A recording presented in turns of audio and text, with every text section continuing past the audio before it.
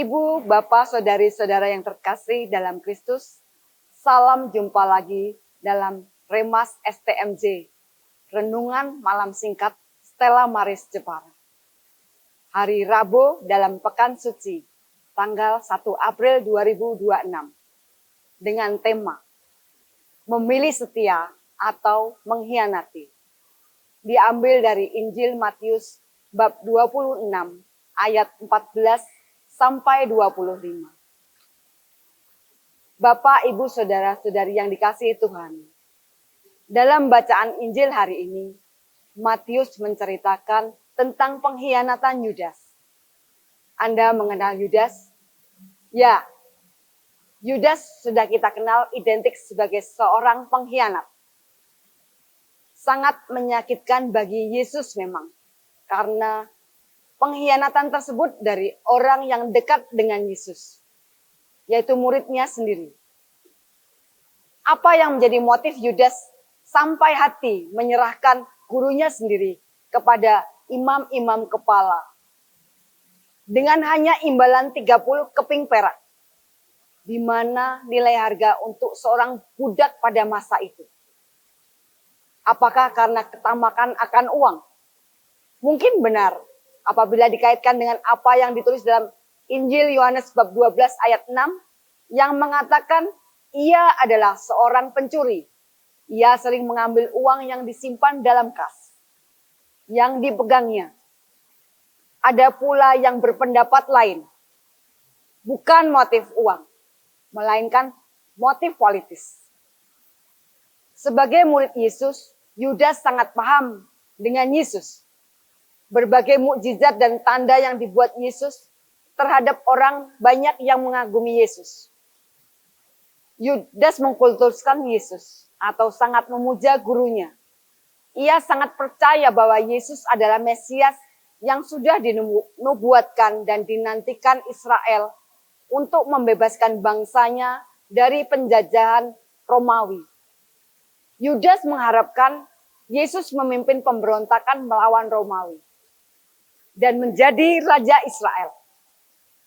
Akan tetapi di akhir perjalanan, Yudas menjadi sangat kecewa karena pesan-pesan yang Yesus sampaikan jauh dari yang Yudas harapkan. Alih-alih mengadakan pemberontakan, Yesus justru memberitakan pada murid-muridnya tentang penderitaan yang akan ditanggungnya. Anak manusia akan diserahkan ke tangan manusia, dan mereka akan membunuh dia, dan pada hari ketiga dia akan bangkit.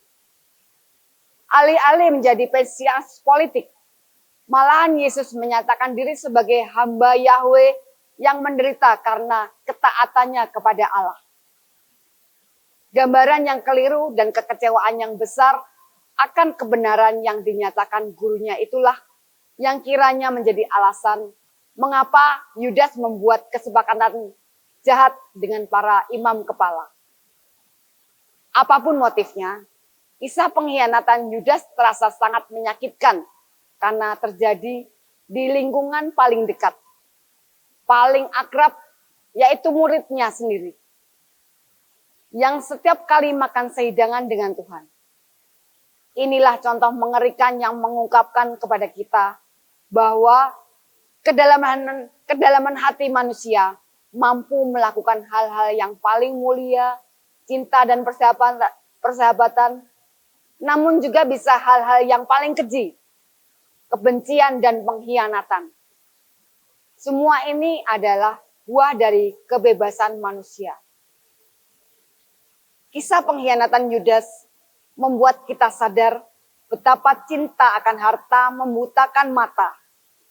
Pengenalan personal yang dangkal menghasilkan gambaran yang salah.